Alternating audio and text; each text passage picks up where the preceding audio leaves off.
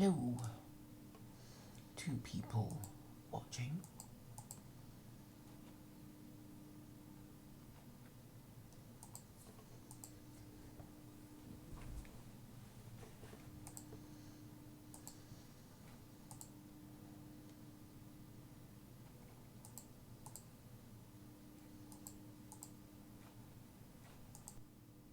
Three people watching.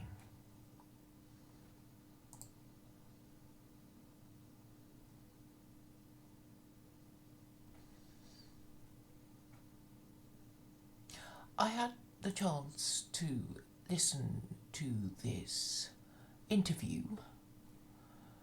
I've forgotten his name now. The one who did the interview, the Sun reporter. He does quite balanced ones, in my view.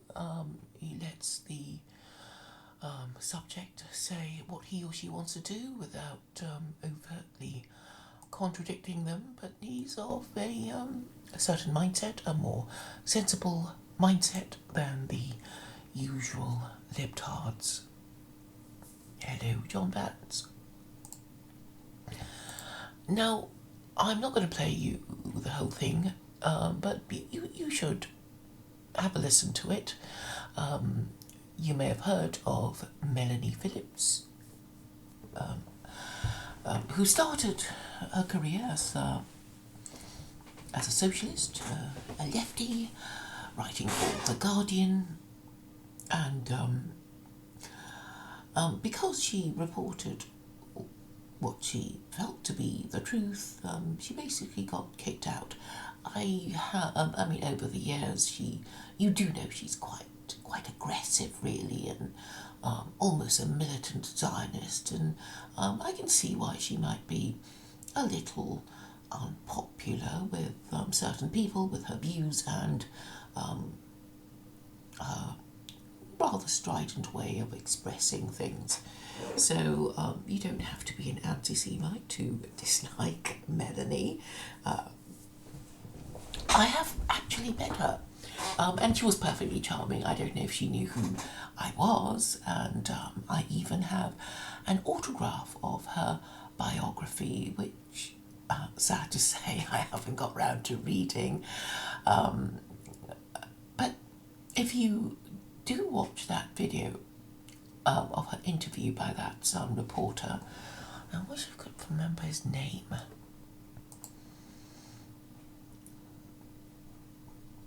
It seems wrong that I cannot remember his name. Yes, Stephen Etchington, who won't be my Facebook friend. Anyway, she basically talks about anti-Semitism and her journey from starting off as a left-wing writer and ending up being called a Nazi, which is kind of ironic since she's a Jewess. And she was trying to understand the mindset of the Gentile, and she was saying, basically it didn't really make sense. And on the one hand, Jews were lower than vermin, but on the other hand, control everything. So this I thought was quite interesting. It's something I've taken to task anti-Semites on, because, you know, I say, look, you make up your mind, either the inferior and vermin beneath you, or, you know, preying on you, which means higher up on the food chain, which means, well, unfortunately, that you would, you know what it means if you're lower in the food chain than the people you complain about. And they can't get over it, and I suppose it's because basically these anti-Semites are irrational, and they don't, you know, it doesn't even have to make sense anymore. These Jewish conspiracies, you know, it just doesn't have to make sense. All it requires for the Jewish conspirator to give his or her seal of approval is that it expresses hatred for Jews, and the more irrational and improbable the theory is, the more kudos you get from your fellow anti-Semites about the, the extremism and irrationality of your position. So in the olden days, when Gentile Westerners were more reasonable and rational, that they'd at least make sure that their conspiracy theories make sense. But now, it doesn't even have to make sense, from the beginning of the sentence to the end of it. And so Melanie was trying to unpick why Gentiles can hold contradictory, mutually exclusive positions on Jews at the same time. And, well, she didn't actually come to any conclusion. She couldn't work out the convoluted thinking, but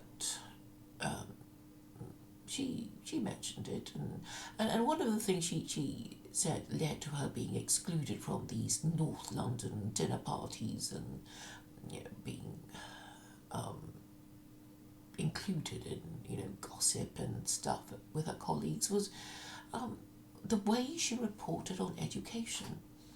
So it wasn't just about she wasn't actually reporting on any foreign policy issues. She was a domestic correspondent, and she was interested in state education, and she had children, so obviously it's a topic of great interest to parents who can't afford school fees, and you want to find out where to send your children, if you're lucky enough to have a grammar school nearby. And all kinds of things about education policy, and the more she investigated, the worse it seemed, and the more she pointed it out, the more at odds she was with the thinking of the average libtard who works at The Guardian. So this is really the background of Melanie's ostracisation from her left-wing colleagues at The Guardian. But from the way she's talking, I think you'll gather that she's one of those assimilated Jews who are left-wing. There is no attempt to... she's probably atheist for all I know. Dare I say it? I think I know more about Judaism than she does. She doesn't seem aware of what Orthodox Jews think of the reason for the Nazi pogrom, and it's all in reference to what Jews are supposed to do and not supposed to do, and of course those of you who know about Reformed Jews is that Reformed Jews are liberal Jews.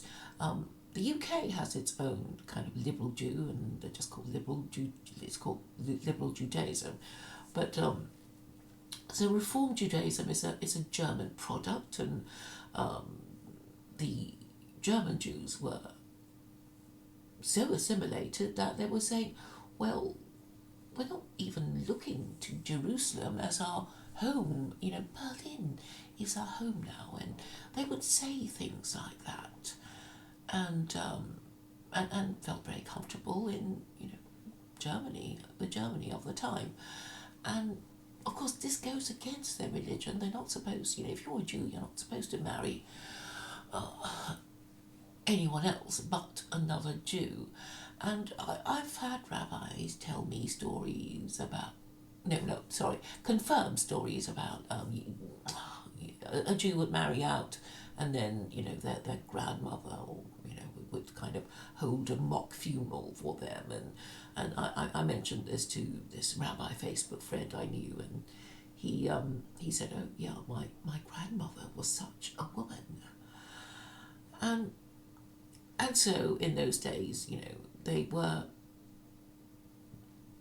treated as different and expected to be different. And fundamentally, okay, this is a religious prohibition. They're not supposed to assimilate, but they do, and they've been told they could, and even encouraged to do so, because of the French Revolution, which was, of course, the nuclear bomb of the fallout of liberalism. So it was after the French Revolution that Jewish emancipation came about, because obviously the French revolutionaries rejected everything about the Catholic Church, went through a period of rejecting religion altogether. I know the French revolutionaries had a cult to reason, and then they gave that up because it all sounded a bit cold and not very exciting. And then the next religious experiment the French revolutionaries had was the cult of the supreme being, which is basically going back to God again. And of course, we all know that the French revolutionaries drove themselves mad from changing the calendar and their measures and all kinds of things. And eventually they just went back to the Gregorian calendar in despair. But what also happened after they beheaded a few Catholic priests was that they rejected religion in a big way. So everything that the Catholic Church stood for, which is anti-Semitism basically, was rejected by Napoleon, who was, I think he was one of the, he encouraged Jewish emancipation, which is to say that Jews living in France would have the same rights as Gentile citizens of France. And this actually caused a lot of anti-Semitism, ending in the Dreyfus affair. But one of the things that Melanie Phillips does say is that Jews shouldn't assimilate. I remember her saying it in one of her videos. Because she said, well, it doesn't matter whether we stay apart or try and fit in, they will always hate us, whatever we do, so we might as well be Jews, be what we were supposed to be. And I would say it makes sense. You either do that or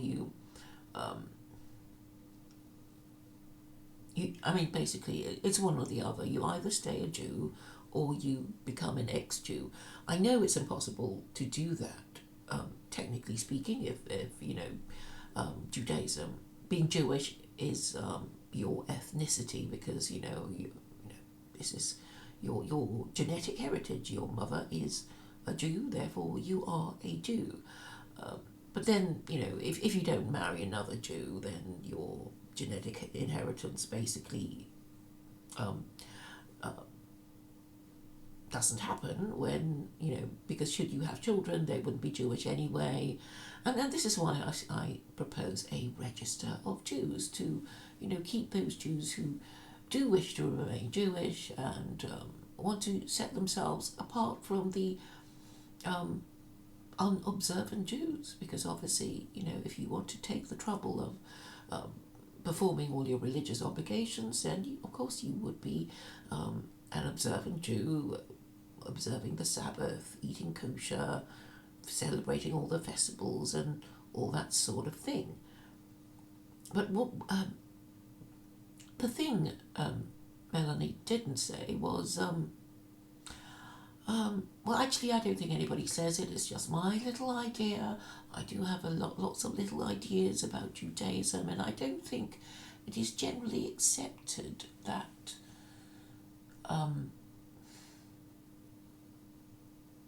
well, I don't know how many people know this, and I don't see why they should. It's my new idea, and it's quite a new idea of mine.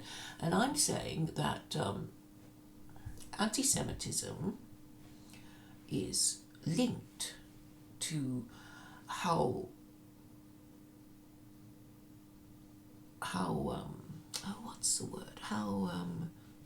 remiss Jews are at promoting the Nohide laws. So basically, the less Jews promote the Nohide laws, the more they will be hated by Gentiles, because the whole point of the Nohide laws is, for Jews, it's a minimum standard of universal morality. So and there are 7 Nohide laws, and so it's a kind of tick box thing of moral respectability. So I'll list them for you. Forbidden. You are forbidden to worship idols. You are forbidden to blaspheme. You are forbidden from tearing bits of an animal and eating it while it's still alive. You are forbidden murder. You are forbidden theft. You are forbidden sexual immorality. And finally, you are commanded to establish courts of law and a legal system through which you administer the previous 6 laws. So the first 6 are negative, i.e. prohibitions, and the final one is a command to do something.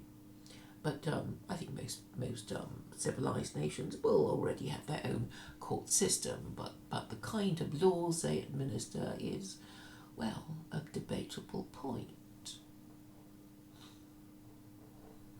So this is the universal standard for the righteous Gentile and righteous Gentile nations, and this is what I believe Jews are supposed to do, and the less they do it, the more they will be hated, because obviously the Gentiles will blame Jews for anything that goes wrong with their government. So if their government doesn't care about them, they blame the Jews. And their government doesn't care about them because it's full of incompetent, hypocritical, cowardly, dishonest politicians who have basically had their brains lobotomized in order to function, because there's so many things they can no longer discuss for fear of upsetting someone. So I think, the religious explanation is so much more satisfying. So, I'm just saying, it's like the law of physics, that if you're an apple and you fall out of a tree, you're not going to fall up into the sky, you're going to fall down onto the ground. So the more Jews promote the Nohide laws, the less there will be of antisemitism. The less Jews promote the Nohide laws, the more they will be hated. And I think we can probably find quite a few historic examples of that. And of course, scapegoating is also a Jewish idea.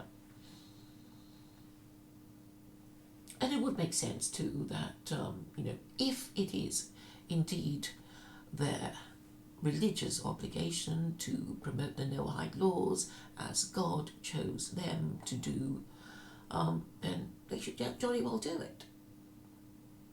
And I've already tried to point out to them that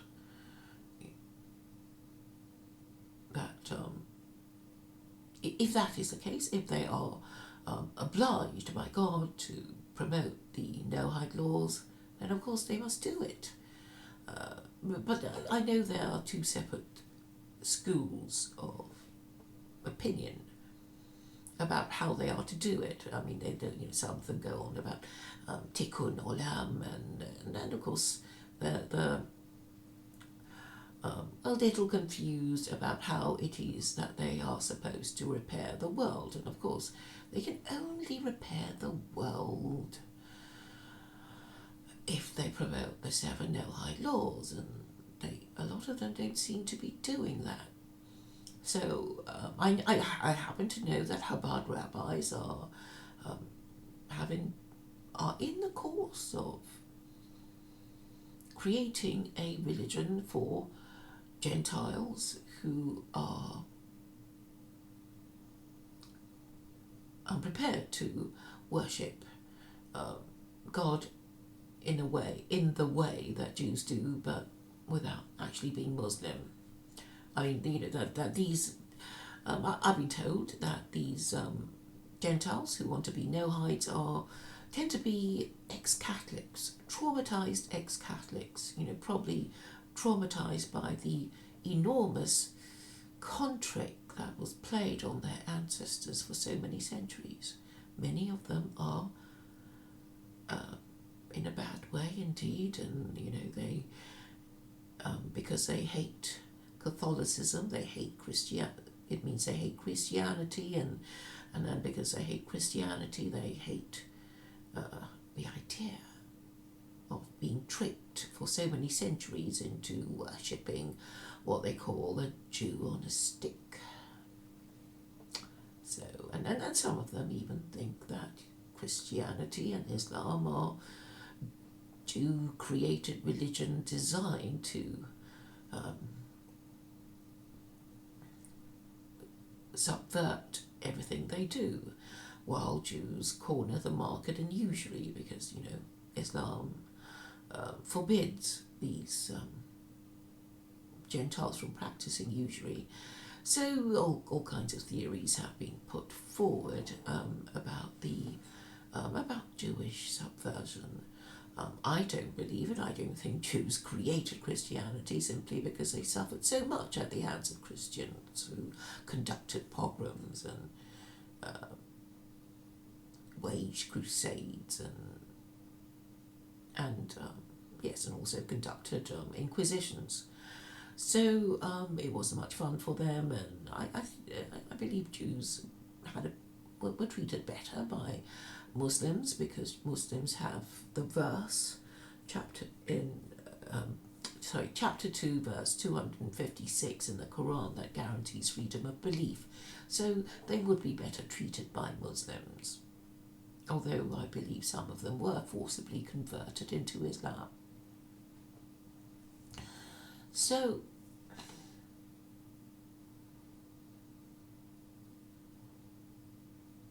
we return to the subject of the correlation between anti-Semitism and the failure of Jews to promote the Nohide laws, and we have the Chabad Lubavitch rabbis creating, in the course of creating a religion for these Nohides, these people who don't want to be Muslim but want to worship the Abrahamic God in the way that Jews do, but don't want all the restrictions of eating kosher and observing the Sabbath and all that kind of thing. And there are Jew rabbis who think that this is doable, but I really think that they are misunderstanding the purpose of the Nohide laws. It's not for Jews to create a religion for Gentiles. I know Maimonides said something like, said that Gentiles are not allowed to create their own religion, but how are Jews to forbid that? I'm reminded of a verse in the Quran that says, God will not burden a soul with more than it can bear, and I don't see it why Jews should be forced to, should be told to tell Gentiles that they're not allowed to have their own religion. How are they to stop them? And also, they're not even supposed to take over the world to do that. I know, lots of people think they run the world, but actually the borders of Israel have been defined in the Torah, and it would be the area called Greater Israel, comprising of, if it were to exist, huge chunks of territory would be taken out of Syria, out of Saudi, out of Lebanon, and out of, Jordan would be completely taken over, and Egypt, and I think I've got all 5 of them. Anyway, you can look it up if you doubt my word. But anyway, we know that the borders of Israel have indeed been defined, which means out of all the countries in the world, it should be, it cannot expand beyond those borders, because then it would be, well, un-Torah-like. And so if your country cannot be bigger than, the limits set by God, then of course you're not meant to rule the world and, and make a religion for everyone else. Or, you just wouldn't be in a position to do it, because, Israel is not that big a country capable of imposing its will on all the Gentile nations of the world. So the quickest way to do it would be to Nohidize the world. The quickest way to Nohidize the world is to promote Islam, really. But I've spoken to these rabbis, and this one says, of course, he rejects Islam as a Nohide religion, but there is, I think, a consensus of rabbinic view that Islam is Nohide, and even Christianity is Nohide, but of course it isn't really. But anyway, even if Islam is not completely Nohide enough to satisfy the high standards of these rabbis, the point is that it is, out of all the four world religions, more Nohide than all the rest. And this is how I would rank the four other world religions. So you'd have Judaism right at the top, because it created the whole idea of forbidding idolatry.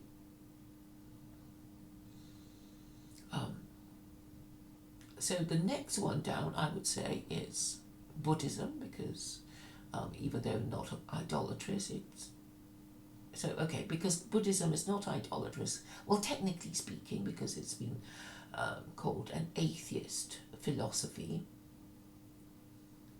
and it has all those rules against stealing, sexual immorality, and that kind of thing. And then the next one would be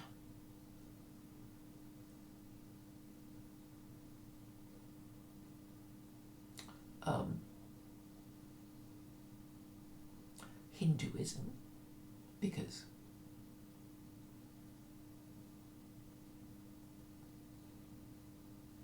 it is idolatrous, so it should come below, because it's actually doing something that's forbidden in the seven Nohide laws, right? And then you have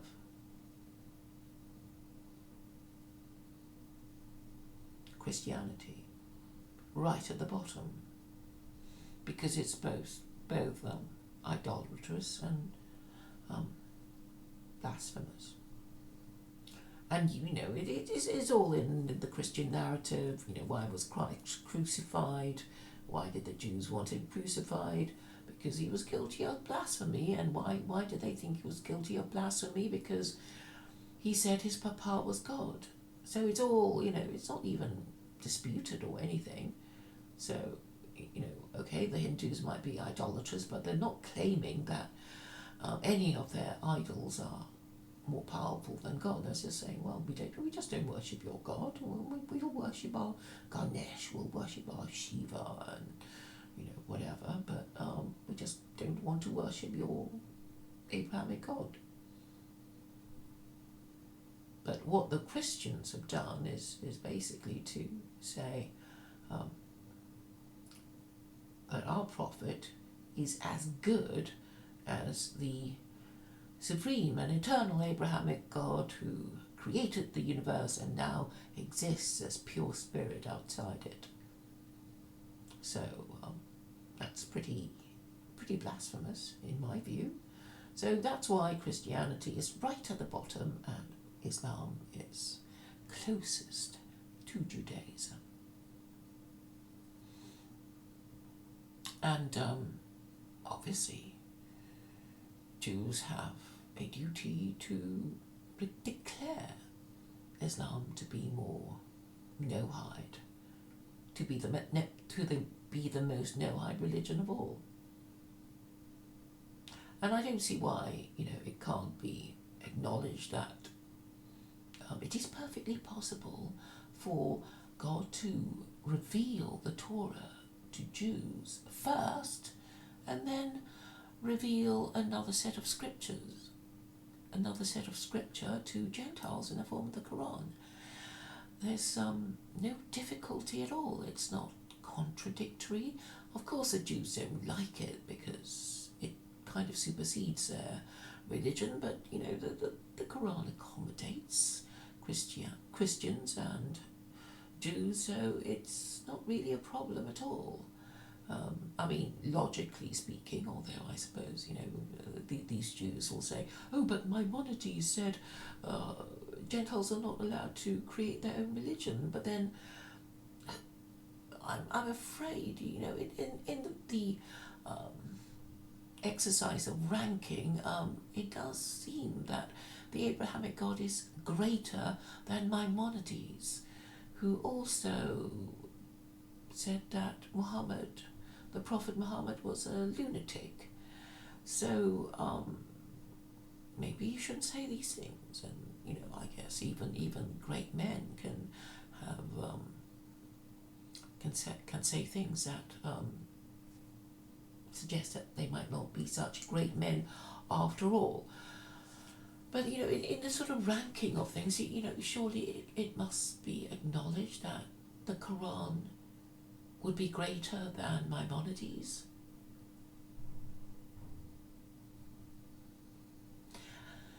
And so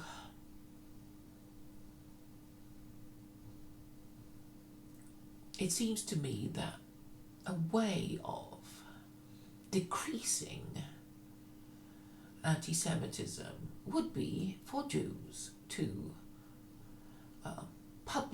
rabbis really, because what we want is learned opinion, and we want rabbis to declare Islam to be more Nohide than Christianity. It would be helpful if,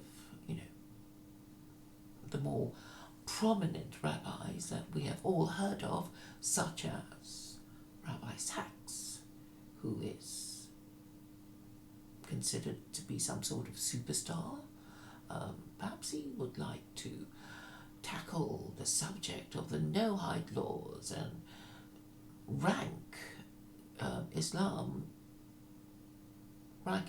as being closest, to be actually Nohide or closest to it. It doesn't matter, as long as we're clear that Christianity is right at the bottom, simply because of its blasphemy and idolatry that you can see in any church that has statues of a man crucified and his mother with a baby. It cannot be denied, can it? And we're going through such tumultuous times that it's really time to, go back to the fundamentals of religion. And of course this idea of Jews, they are a trouble to many people because they are simultaneously admired and envied and hated and feared, and they look like everyone else but they're not like everyone else, and all these troublesome thoughts will alarm and distress and terrify people more than usual in COVID-19 times.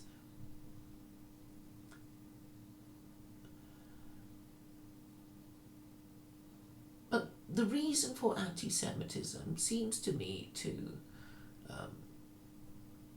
just be so much easily explained if you just say, well, if Jews don't promote the Nohide laws, then they'll be hated by Gentiles, because that's what they were supposed to do. That was what they were chosen by God to do, and they haven't been doing it. They've been assimilating and being liberal and being libtard and promoting gay marriage and being lefties and communists and socialists, and that's why things are going wrong for them.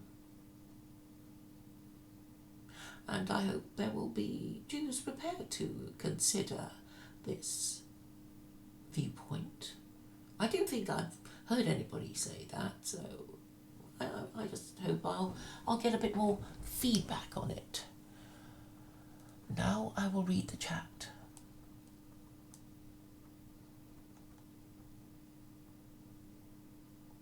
Oh, from Dr. Mengele.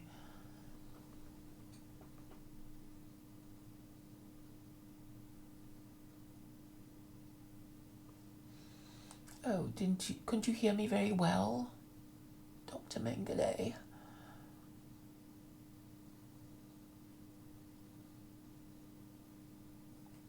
Okay, Conops is there. I'm going to close down. Oh, I'm feeling a bit sleepy now.